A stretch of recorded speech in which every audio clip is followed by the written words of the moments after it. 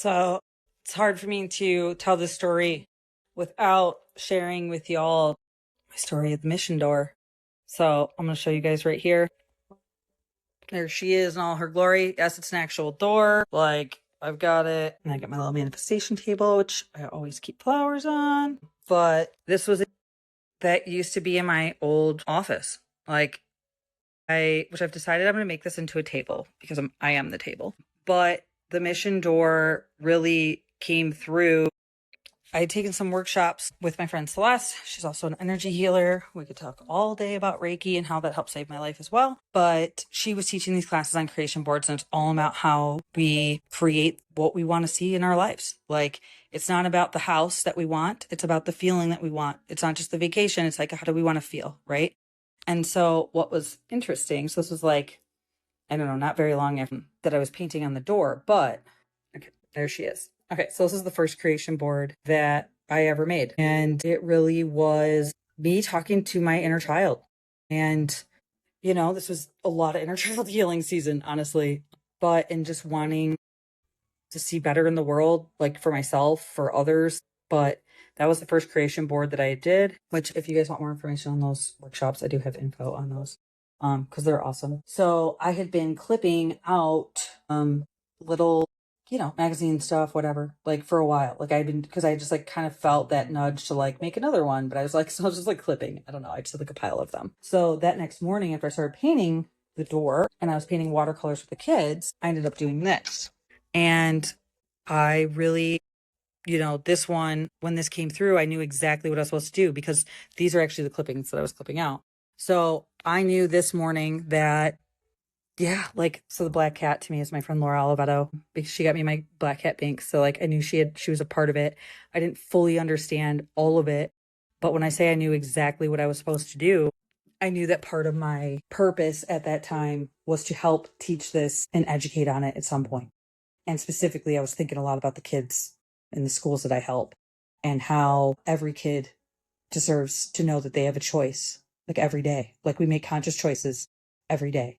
And no matter where we're born or where we came from or like what environment we're in any given moment or time, we always have the conscious choice to make the move to change our lives. And it really came after a story from one of the teachers. I don't know if I should tell it, to be honest, but where she was explaining to a student about choices. And it's like, you can choose to continue to do this. And if I asked the class to raise their hands on who liked you and who was your friend, you wouldn't want to know the answer. But these rules become laws. Or you can choose to do the right thing and like be a good person and become all of these other amazing things, right? And it was such a good lesson. It was such a good lesson. It just like all clicked for me that day.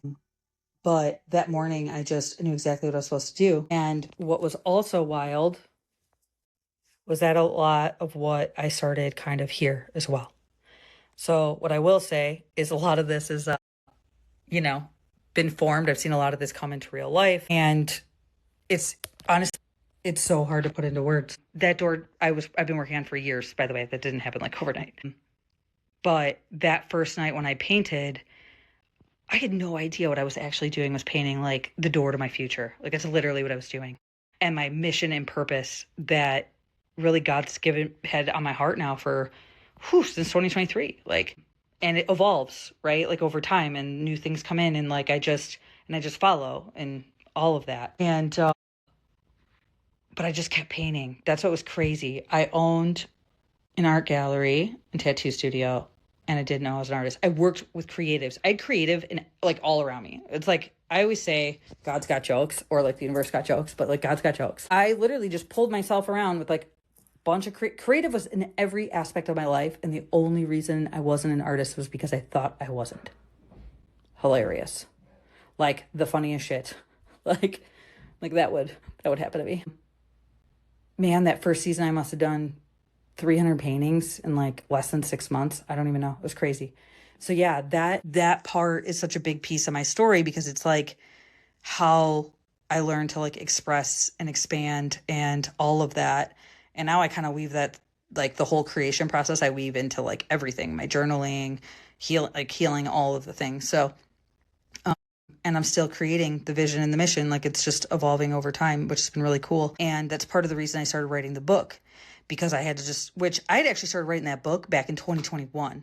That was the other thing a lot of people didn't realize, was that like some of the content I was posting, like that wasn't new. Like I've been documenting, I mean, I've been journaling pretty much daily since about 2021, like just daily documentation. But I started writing that book like a long time ago about the first decade of my career. And because as a millennial who was one of the ones that was in the tech world and just like building the internet and all the things that we did with that, with like growth and revenue operations, there was no rule book, man. We were making it up as we go. And it was just like a while, lots of good stuff. Which, by the way, the first chapter of that book, I always said it would be called The Bunny Rabbit, which just cracks me up because it was like my first lesson in empathy. And it taught me a lot. So I wanted to tell the story. So I started writing that book. But since then, I have transcribed all 5 years of every single journal, all of my videos, and I've been organizing and handwriting it into a book. And I think what's also kind of cool is the technology has allowed me to organize faster. There is zero that I create that is not foundationally me. I think that's super important. Like, it's all me. It's just, I used to say I had to like take pictures of it all and then like write it all out or like screenshot pictures and stuff, right? But like, it's me. It's 100% me. And it's cool because like that whole idea started when I was like transcribing like coaching transcripts, because I would hear myself telling these stories and themes, as I was guiding and mentoring like team members and stuff. But I was like, I bet you I could pull those out of like meeting transcripts. And then I could, and I like all these like really cool like leadership, like basically my foundational leadership like came out of that, which was just me. And what was cool was like to see which like quotes and stuff were just purely just me off the cuff, because my vernacular is just like a whole vibe in itself. I had a friend of mine tell me that like I am the Urban Dictionary, which just like makes me laugh. But it's just because I come from a world of like acronyms, East Side plus Uber plus Minnesotans plus global work plus, I don't know, I'm a hodgepodge. And then you just throw in some like millennial tech and all that other stuff. And it's just, some private equity vernacular, and I don't know, it's wild. But anyways, stuff that was just like uniquely me. And then I also would look for things like, hey, if I was inspired, I want to give credit where credit's due. So, because I've read like all of Brene Brown's books and Simon Sinek and like a ton of stuff. So like if I was referencing or talking about like a topic or theory that I was clearly like pulling from that, inspiration bank in my brain folders, give them credit. Like I want to give credit where credit's due, right? So I started writing the book of becoming, and it's been an evolution, honestly. The more I work on it, the more it's already really large. Like printed out, it's about this, I don't know, it's wild. So I've released pieces of it, chapters here and there, through my site and stuff, just for funsies, and also to like get feedback.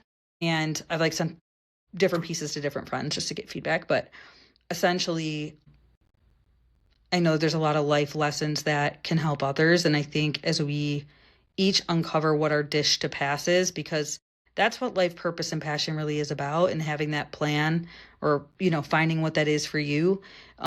We all have it. Like I'm not more special than anyone else. Like it's knowing what God's plan is for me and seeing that purpose and what I'm supposed to do and the dish I'm supposed to pass in this life, and I believe that, we all have one to pass. Sometimes it's extra ingredients, sometimes, but like if the whole dinner table was just like steak and potatoes, it'd be like really boring. It'd be like the most boring dinner and like the same ingredients, right? So like we all have different things to add. I'm really big into co-creation. Like the more I co-create with others, the more beautiful everything gets. So that's been really cool. And I've done a lot. With the schools alone, I've built a resource center, washer and dryer at one of the schools. I help STEM programs. My friend and teacher, love her, June Tyson, for innovative